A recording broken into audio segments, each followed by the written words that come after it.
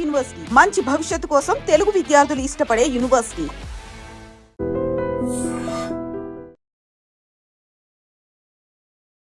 నమస్కారం, welcome to iDream. ధర్మ మార్గం విత్ విజిత కార్యక్రమానికి స్వాగతం.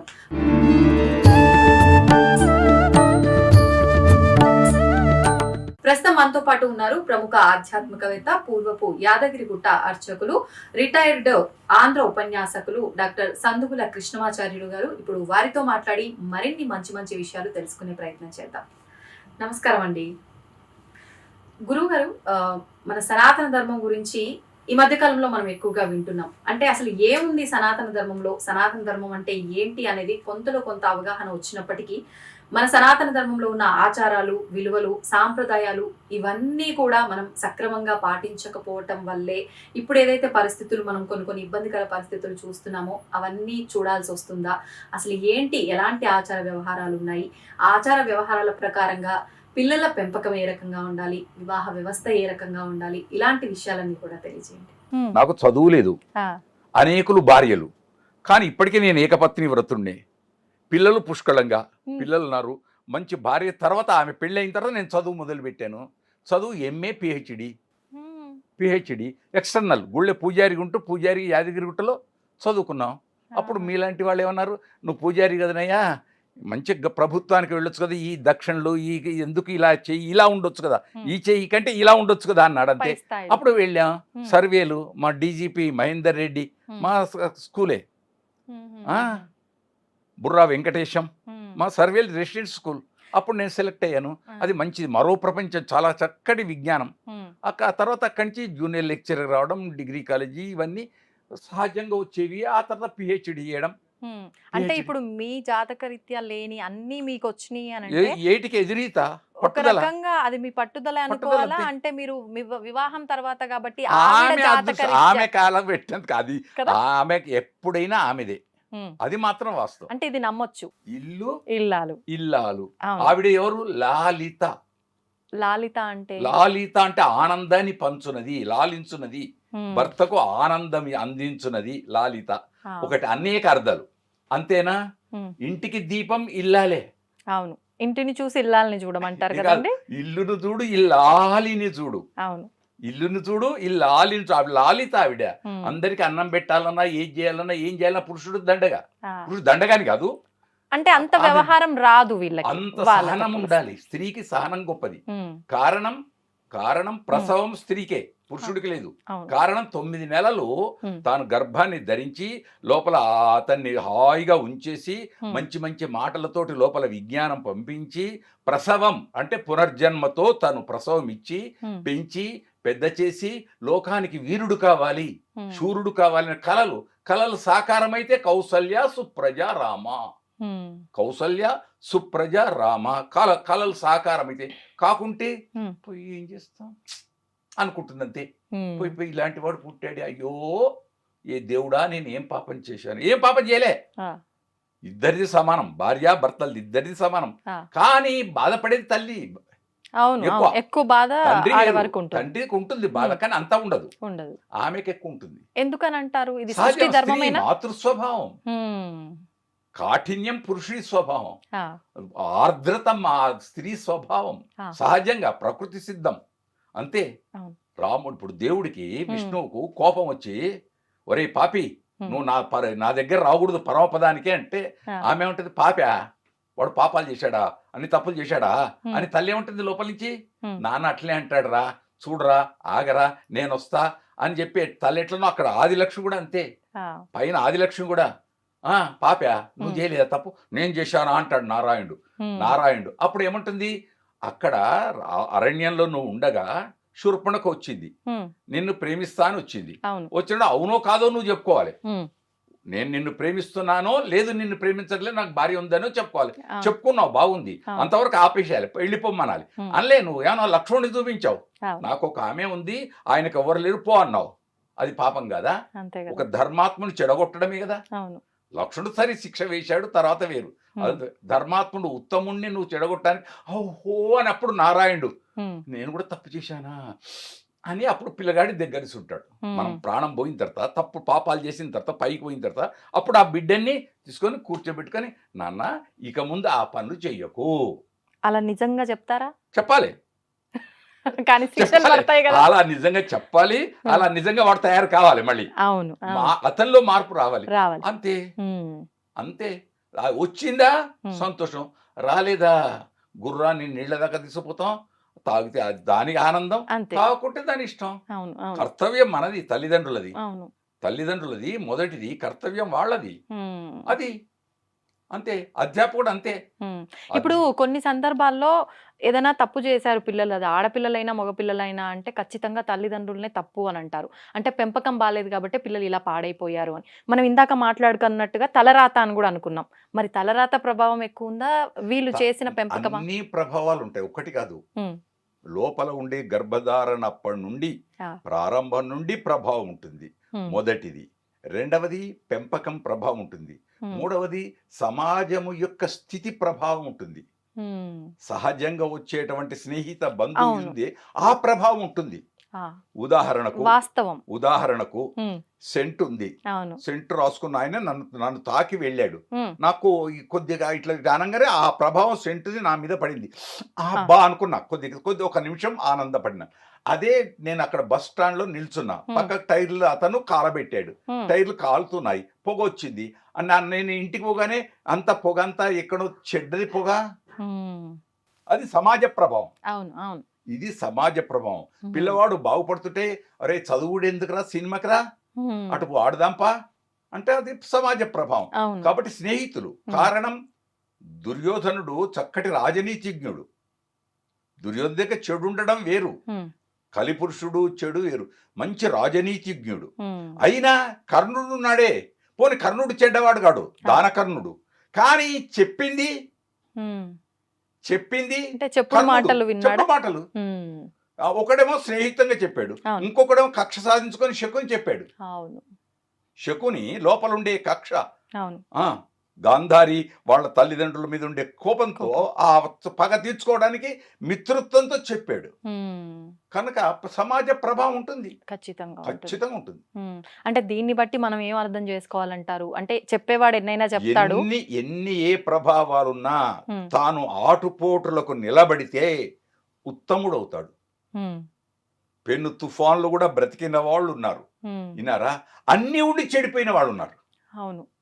అన్నీ ఉండి పండిత వంశం, తల్లి మంచిది, తండ్రి మంచిది, అన్నీ ఉన్నాయి, అవును. కానీ చెడిపోయిన వాళ్ళు ఉన్నారు. ఉమ్, కారణం చెప్పలేం. ఎందుకు గర్భధారణ అని కూడా ఒక మాట అంటున్నాం. కారణం, ఉమ్, గర్భంలో ఉన్నప్పుడు విన్నవాడు ప్రహ్లాదుడు. అవును.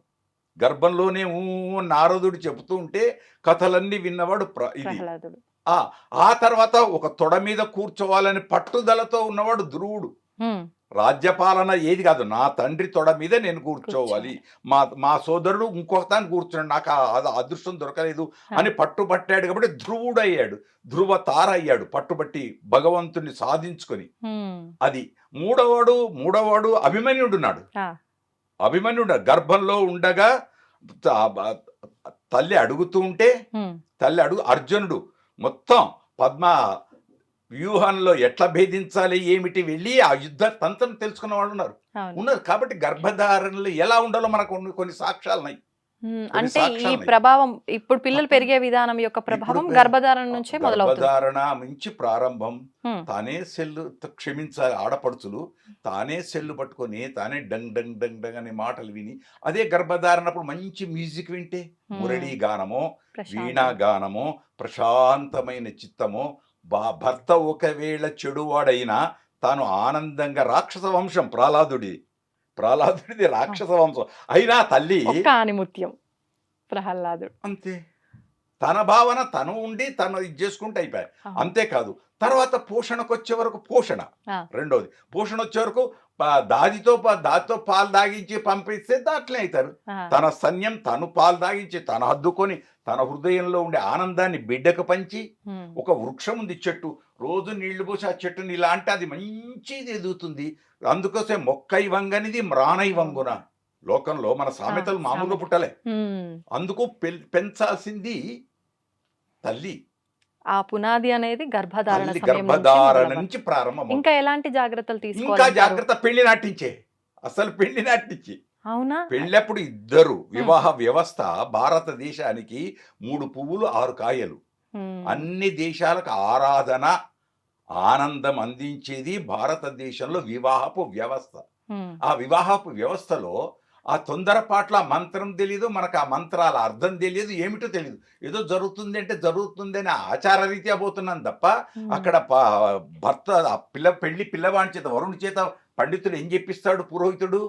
ధర్మ ప్రజా సంపత్త్యర్థం స్త్రియం ఉద్వహే. ధర్మ ప్రజలు పుట్టటానికి, మంచి కొడుకో బిడ్డనో పుట్టటానికి ఈవిడను నేను స్వీకరిస్తున్నాననే మంత్రం. మళ్ళీ ఆ మంత్రము యొక్క రహస్యం ఇద్దరికి గొప్పతనం తెలిసి ఉండాలి కదా. అవును, వాస్తవం, అది తెలిసి ఉండాలి. ఉండాలి. ఇద్దరు అలా పాటించాలి. అవును. ఎంతమంది పాటిస్తున్నారో ఒకటి. 2, ఇంకా జరిగి ఆఖరి చివరికి ఘట్టానికి వచ్చే వరకు అక్కడ మామగారు ఏం చెప్పిస్తాడు? ఆ పచ్చని పందిట్లో పండితుల ముందు, బంధువుల ముందు, అందరి ముందు, అష్టదిక్పాలకులు, ముకోటి దేవతలు వాళ్ళందరి ముందు ఏమంటాడు? ధర్మేచ అర్థేచ కామేచ త్వయేష న అతి చరామి. నేను నీదా కాకుండా ఏ పని చెయ్యను. ధర్మ అర్థ కామముల యందు నిన్ను అనుసరించే ఉంటాను. అంటే దాని ముందేంటి? ధర్మం. ధర్మము చేత అర్థం, డబ్బు ధనం సంపాదించ, ధనము చేత కామం కోరిక. ముందే ఇప్పుడు కామం వచ్చింది, కోరిక, ధర్మం పోయింది, అర్థం పోయింది. ఒక్కొక్కటి క్రమ పరిణామం. ధర్మభూతమైంది అది కావాలి, అదే అక్కడ చివరికి మోక్షం వస్తుంది. ఈ మధ్యన మోక్షేచ అంటారు, తప్పు. మోక్షం ఆటోమేటిక్. మోక్షం అని మంత్రంలో లేనే లేదు. నువ్వు పరీక్షకు ఖచ్చితంగా చదివి పట్టుదలతో ఉంటే హాయిగా ర్యాంక్ వస్తుంది నీకు. ఏ ర్యాంక్ రావాలో ఆ ర్యాంక్ నీకు వస్తుంది. వచ్చి రాలేదంటే ఎక్కడో తప్పు ఉంటుంది, ఏదో దోషం ఉండి ఉంటుంది. అంటే నీ ప్రయత్నం నువ్వు ధర్మంగా చేస్తే మోక్షం ఖచ్చితంగా. నువ్వు చెయ్యి. యత్నే కృతే యది న సిద్ధ్యతి కోత్ర దోష. ప్రయత్నం చేయడం నీ పని, అంతే. తర్వాత వదిలిపెట్టు. అందుకే శాస్త్రంలో ఏమొచ్చింది?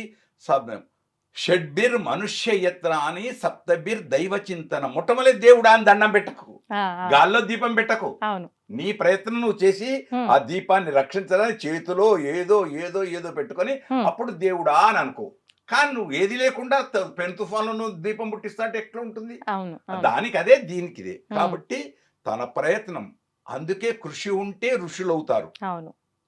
కృషి ముఖ్యం. అది భార్యాభర్తలు కూడా అంతే. ఎక్కడైనా దేనికైనా ముఖ్యమంత్రి స్థానం రావాలంటే క్షమించాలి, నన్ను తప్పు పట్టదు ప్రజలారా ఎవ్వరు గాని. ఎప్పుడైనా కలగన్నాడా ఇప్పటి ముఖ్యమంత్రి వస్తుందని ఇలాంటి పదవి అనుకున్నాడా? వచ్చింది, అనుభవిస్తున్నాడు, అంతే. ఎంతకాలం ఉంటుందో ఎవరు తెలుసు, అది కూడా తెలీదు. ఎప్పుడు ఏమవుతుందో. అవును, ఏది శాశ్వతంగా మిత్రుత్వం ఏమిటో. అవును. కనుక మాన్యులు, అది పురాకృత సుకృతం. ఆ తల్లి అనుకుంటుంది, అబ్బా నేను సఫలం. భార్య అనుకుంటుంది, అమ్మ మా వారు ఉన్నత స్థితికి వచ్చారు, తర్వాతనా వేరు. కనుక అంజయ్య, ఇప్పుడు ఈయన గురించి కాకుండా, రేవంత్ గురించి కాకుండా, అంజయ్య గారు ఎప్పుడైనా అనుకున్నారా? ఎవరైనా తను చెప్పుకున్నాడు, 6 ఆనాల మనిషి అని చెప్పుకున్నాడు. మళ్ళీ ఉత్తమ ముఖ్యమంత్రి అయ్యాడు.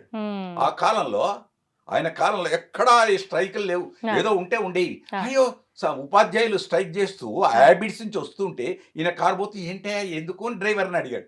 అడిగితే వాళ్ళు అన్నారు, టీచర్లు అండి వాళ్ళంతా ఉపాధ్యాయులు. టీచర్లు స్ట్రైక్ చేస్తారా అన్నాడు సెక్రటరీ కొని. వాళ్ళ కోరికలు సఫలం.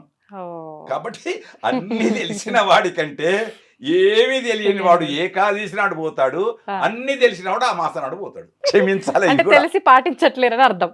ఇక అంతే అంతే. ఎందుకంటారు ఇది ఒక మూర్ఖత్వం అనుకోవచ్చా? కొంత మొండి పట్టుదల, కొంత మొండితనం. ఏమైతుందిలే అని నిర్లక్ష్యం, మొండితోటి సహా నిర్లక్ష్యం. ఏమవుతుంది ఇప్పుడు? ఎవరు చూస్తున్నారు, ఎవరు అడుగుతారు? ఒక్కటి నేనున్నా, నేను పూజారిని అనుకోండి, గుడిలో పూజారిని. దేవుడు ఎవరు? ఆ దేవుడు 14 లోకాలకు chief judge. Correct, chief judge. ఆయన ముందటే నేను సక్రమంగా పూజ చెయ్యకపోతే, ఆయన బొమ్మ పటము అనుకుంటే మళ్ళీ నన్ను క్షమించేవాడు ఎవరు? అంతే కదా.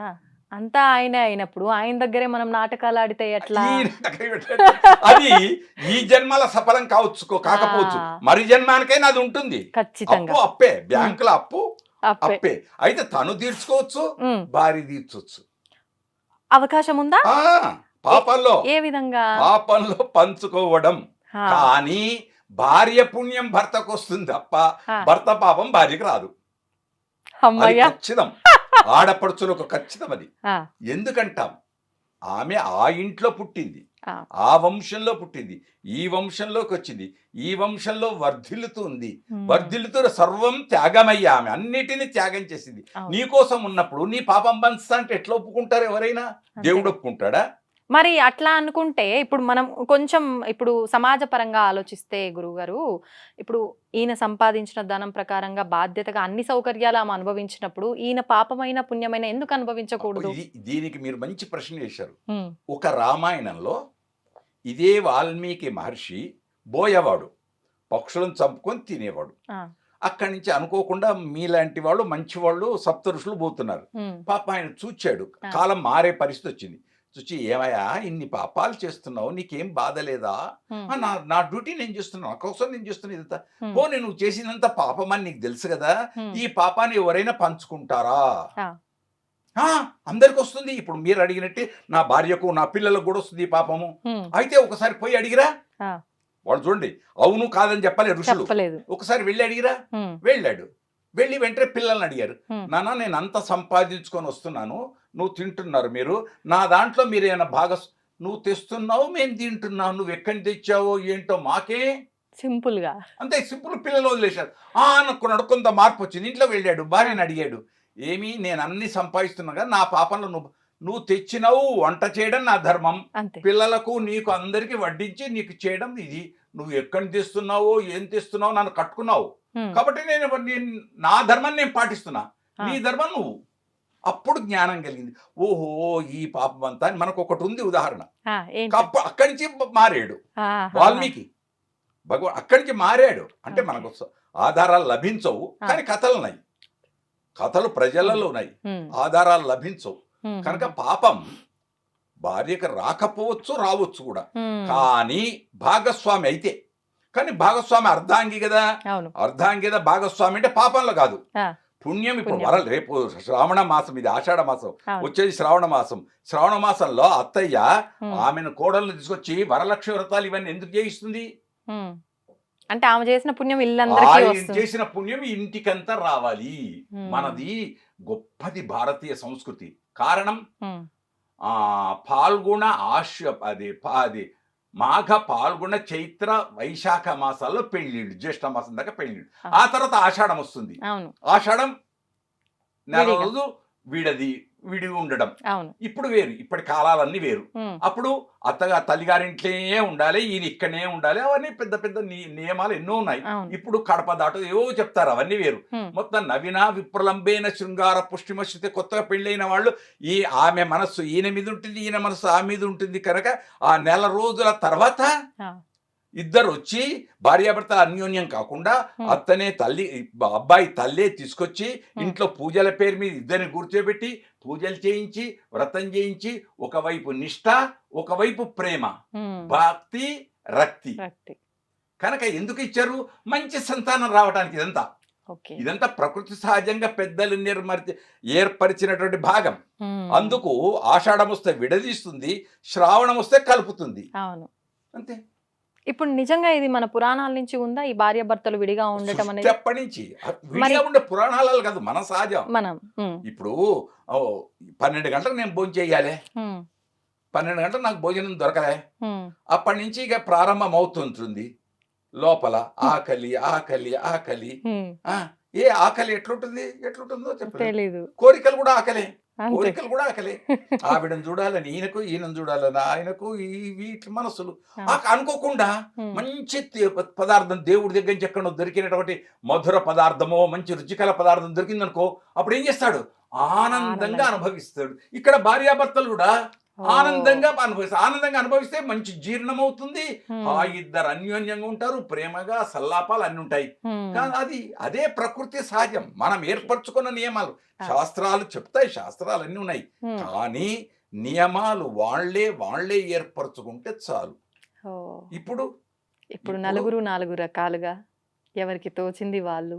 మొన్న నేను అనుకోకుండా టీవీలో చూస్తూ అలీతో సరదాగా దానిలో ఆ తల్లి మాట్లాడుతూ, ఇద్దరు తల్లులు, ఈ శతమానం భవతిలో ఉన్న, నాకు కొందరు సినిమా వాళ్ళ పేరు తెలియదు, వదిలేద్దా పేరు. ఆ తల్లి మాట్లాడుతూ నాకు 14 ఏళ్లకే పెళ్ళయిందండి అంది. ఆలి ఆశ్చర్యం, నీకు 14 ఏళ్లకు పెళ్ళైనా? అవునండి. అయితే మీ నాన్నకు నువ్వు ఎన్నో? నాకంటే ముందు 7 అక్క చెల్లెళ్ళు, 4 అన్నదమ్ములు. అంటే ఆ కాలంలో ఎంతమంది? ఈమెతో కలిపి 5, 7, 12 మంది సంతానం. అయినా ఆ తల్లి ఇంతమందికి పెట్టింది. ఇప్పుడు 2 పిల్లలకే బాధపడితే మరి ఎక్కడ జరుగుతుందంటారు లోపం? మనస్సు ఉంటే మార్గాలు ఎన్నో ఉంటాయి. మనస్సు అనేది ఉంటే మార్గాలు ఎన్నో ఉంటాయి. మనస్సే అంతే. కుంతి అడవిలో పాండవులను ఎట్లా పెరిగారు? మళ్ళీ ఇక్కడ అన్నీ ఉన్నాయి. గాంధారి దగ్గర 100 మంది, మళ్ళీ ఒక్కడు యూత్సుడు అనేవాడు ఉన్నాడు అనుకోండి. ఉంటారు, మంచి ఉంటుంది, చెడు ఉంటుంది. వికర్ణుడు అనేవాడు ఉన్నాడు, అంత వేరు, కానీ తక్కువ. కాబట్టి చెడుకు ఉంటుంది, మంచి ఉంటుంది. పౌర్ణిమ ఉంది, అమావాస్య ఉంది, మంచి ఉంది, చెడు. దాన్ని తెలుసుకు, నిజం తెలుసుకు మెలగాలి మనిషిలాగా. సినిమా పాట, ఒక పాట, నిజము తెలుసుకు మెలగాలి మనిషిలాగా. ఆ పాటలు ఇవి ఇప్పుడు లేవు. 1, 2 నన్ను మళ్ళీ వేరే విధంగా అనుకోకండి. బడిపంతులు సినిమా ఆనాటిది ఉంది.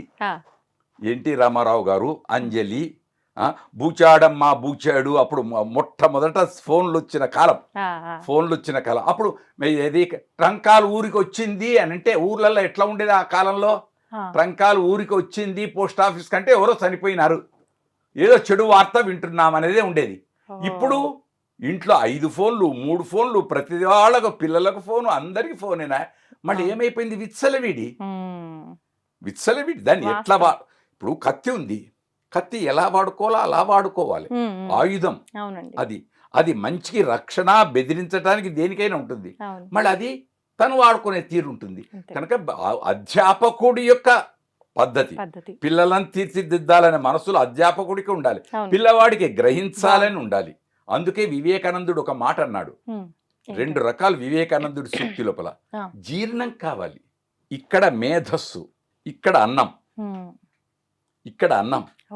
ఈ 2 గురువుగారు అన్నం పెట్టాలి నా బిడ్డకని తల్లి పెట్టాలి, మంచి ప్రేమతో పెడితే జీర్ణం అవుతుంది. గురువుగారు అప్పుడు మంచి భోజనం చేస్తే బేవంటే నిద్రపోతాడు. ఇది అలాగే గురువుగారు మంచి పాఠం భోజనం వలె పాఠం చెప్తే, మంచి విజ్ఞానం అందిస్తే, అబ్బా ఇందులో ఇంత రహస్యం ఉందా అని కళ్ళు మూసుకొని, అబ్బా ఏం చెప్పాడయ్యా ఆయన, అంతే. ఇదే పుష్టి, ఇది పుష్టి. చెప్పేవాడు బాగుండాలి, వినేవాడికి జీర్ణశక్తి ఉండాలి. ఇప్పుడు పాఠశాలలో అక్కడ లెక్చర్ ఇస్తుంటాడు, వీడు బొమ్మలు వేస్తుంటాడు, ముగ్గులు, అంతే. ఎక్కడిది? పెన్ను పట్టడమే లేదు, బుర్ర పెట్టడము లేదు, పెన్ను పట్టడము లేదు. ఈ మధ్య కాలంలో ఈ కరోనా పుణ్యం అంటూ ఆన్లైన్ క్లాసులని వచ్చిన తర్వాత మొత్తం చదువులన్నీ అటక్కెక్కాయి. ఫోన్ మంచిదే, చాలా మంచిది. విజ్ఞానం ఎంతవరకు వాడాలి? విజ్ఞానం కోసమే వినియోగించుకోవాలి. విజ్ఞానాన్ని వదిలిపెట్టి నువ్వు 24 గంటల క్రీడలకే పోయి ఏది చూడకూడదు. అది చూస్తే నీ మనస్సు చంచలం, మనస్సు మీద ఆ ప్రభావం ఎంత పడుతుంది? కనుక నిజం తెలుసుకు మెలగాలి. మనిషి అయినవాడు మనీషి కావాలి, మనీషి కావాలి. 10 మందితో చప్పట్లు కొట్టుకొని భేష్ రా, ఆయన్ రా అని అనిపించుకోవాలి. కానీ అలా అనిపించుకోకుండా వీడా అయ్యయ్యో అని అనుకుంటే సమాజం. కానీ సాధ్యం అంటారా ఈ మాట అనిపించుకోవడం? అనిపించుకోకూడదు. ఇప్పుడున్న కాలంలో అంటే నా వర్షన్ అదే, ఏంటంటే మనం ఎంత మంచిగా ఉన్నా మనం చూసి ఓర్చుకోలేక కూడా 4 రాళ్ళేసే వాళ్ళు ఉన్న ఈ సమాజంలో తట్టుకునే కావాలి. అదే నేను కోరేది. ఉమ్, అది తట్టుకునే శక్తి. ఇది రాళ్ళు వేస్తున్నారు. ఉమ్, ఇప్పుడు మొన్న నేను ఇంటర్వ్యూ అని చెప్పాను చూడండి. అవునవును. అది ఆ రోజు నాడు అలీతో వచ్చింది మంచిది. ఆ రోజు ఆ. నేను ఎంత ఆనందపడ్డాను. ఇంకొక తల్లి అంది, ఉమ్, నేను చూడగానే పెళ్ళెప్పటి నుంచి ఎదుటి వాళ్ళని చూస్తే వాళ్ళు ఎలాంటి వాళ్ళో చెప్తానండి ఏంది. ఇద్దరితో ఓ. ఇంటర్వ్యూ అయింది అది. ఆహాహాహా. ఆమె పేరు బాగుంది. ఉమ్, శతమానం భవతులు ఉండే ఆవిడ. ఉమ్, ఆగో అట్లా ఇక్కడ సాగర సంగమంలో ఆమె అతనికి కమల్ హాసన్ తల్లిగా నటించింది. ఉమ్, ఉమ్, ఉమ్, ఉమ్. వంట ఓకే. ఆమె మంచి. అట్లానే ఉమ్, మళ్ళీ ఇక్కడ ఆ, అంతే. ఆవిడ ఎదుటి వాడిని చూస్తే నేను ఇది అన్నది. అయినా నీ దారి నువ్వు తప్పకూడదు.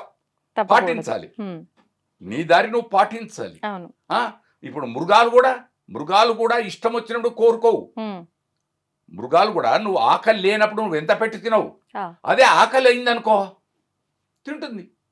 అంతే. ఉమ్. ఈ మధ్య కాలంలో ఉమ్, ఈ పశువులు గేదెలు ఇవన్నీ ప్లాస్టిక్ తింటున్నాయి కవర్లు. అవును. ఎందుకు తింటున్నాయి? ఆకలికి ఆహారం దొరకక. కడుపు నిండగా ఇంట్లో తన దగ్గర ఆ బాడీ ఉన్నటువంటి వాళ్ళు ఆకలి నిండుగా ఉంచే సహాయిగా ఉమ్, బయటకు ఎందుకు వెళ్తుంది? ఎక్కడికి వెళ్ళినా పచ్చనిది. ఇప్పుడు ఇది వర్షాలు పడటం అంతే, పచ్చదనం లేదు. అంతా సిమెంటే, కాంక్రీట్. భూమిలోకి నీళ్ళు ఎక్కడ పోవాలి? ఉమ్, భూమి ఎక్కడే ఉంచుకోవాలి. అవును. పచ్చదనం ఎక్కడ రావాలి? గడ్డి ఎక్కడ రావాలి? అవును. వృక్షాలు ఎక్కడ రావాలి? ఎక్కడో పెంచేస్తున్నాం మేడపైన. ఉమ్, మేడపైన పెంచేస్తే ప్రకృతికి ఏం లాభం? అదే కదా. జంతువులకి ఏం లాభం? ఉమ్, ఒకనాడు ఇంటి ముందర ముంగిళ్ళు ఉండేది, ఉమ్, సావడి అరుగు. ఆ, ఆ, అరుగు మీద ఓరో వచ్చి కూర్చున్నావు. బార్సారి పోతూ అలసిపోయి వచ్చి కూర్చున్నాడు. అవును. కూర్చుంటే ఇంటి వాళ్ళు వచ్చి, యజమాని వచ్చి, ఎక్కడండి, ఏ ఊరండి, ఏమండి మీకు మంచినీళ్ళు కావాలా, ఆఖరికి మజ్జిగ కావాలా అని అడిగారు. ఉమ్, వీళ్ళు ఇచ్చేవాళ్ళు, వాళ్ళు తీసుకున్నారు. అమ్మా చల్లగుండు అన్నారు. ఇప్పుడు ఆ మాటలు వింటున్నామా? లేదు. నీళ్ళను కొంటున్నాం, మజ్జిగను కొంటున్నాం. మజ్జిగలో కల్తీ వచ్చింది, నీళ్లలో కల్తీ లేనిది ఎక్కడుంది? ఉమ్, ఒక్క కొబ్బరి నీళ్లు, ఆ కొబ్బరి నీళ్ళు కూడా వస్తుందట. అదే కదా. ఉమ్, ఇంజక్షన్స్ తో ఏదో అంటున్నారు. అది ఎంతవరకు నిజమో నాకైతే తెలియదు. అదే. అది కూడా అయిపోతే ఉమ్, ఇంకెక్కడిది కల్తీ ఉండేది? కల్తీ లేనిదేది ఉమ్, తల్లి మనస్సు, తల్లి హృదయం. అదొక్కటి కల్తీ లేదు. ఉమ్, ఉండేదా? కర్మ. ఓకే. కర్మ. ఆమెకు కూడా కోరికలు ఉంటాయి. ఉంటాయి. పోయి నేను ఇంట్లో వాడి తిని ఉమ్, ఇప్పుడు అంటే నన్ను మళ్ళీ క్షమించాలి, మాటికి అంటున్నా. ఉమ్, 7 జన్మలలో ఇలాంటి వాడు నాకు దొరకాలి అన్నప్పుడు పోయి ఈ జన్మకే వీడు దొరికిండు, ఇంకా ఇలాంటి వాడు మళ్ళీ ఇంకనా అనుకునే భావాలు కూడా రావచ్చు. ఉన్నారులేండి 2 రకాలుగా. ఈ జన్మకే ఇది అనుభవిస్తున్నా, అవును. ఇంకా ఇదే మళ్ళీ జన్మ. మళ్ళీ వీడే ఎందుకమ్మా? పంతులు గారు మంచిగా ఇంకా మంచి. నేను కలలు కన్నా కలను నాకు ఇచ్చేటువంటి అటు ఉండాలి కదా తప్ప ఇదేమిటి అనుకునే వాళ్ళు ఉండొచ్చు. మనస్సు అది వాస్తవం. మనస్సు కనుక మనము సాధించుమురా. అందుకోసం వెలుగు నీడలనే సినిమాలు ఆనాటి కాలంలో ఉమ్, శోకాన మరుగున దాగి సుఖమున్నటులే, ఆ, అగాధమౌ జలనిధిలోన ఆణిముత్యం ఉన్నట్లే. ఏమి ఆ సాహిత్యం, ఆ, అది రావాలి. కష్టాలలో సుఖం ఉంటుంది. అవును. విన్నారా? సుఖాన్ని ఎంతవరకు అంతవరకే, ఉమ్, ఉన్నది అని సుఖాన్ని అనుభవించకూడదు. ఉమ్, ఎంతవరకు అంతవరకే, ఏదైనా పరిమితి. కనుక అంతా మనం చేసుకునేదే. అవును. ఇవాళ వర్షాలు రావటం అంటే మనదే తప్పు, ఉమ్, ఉమ్. సహజం.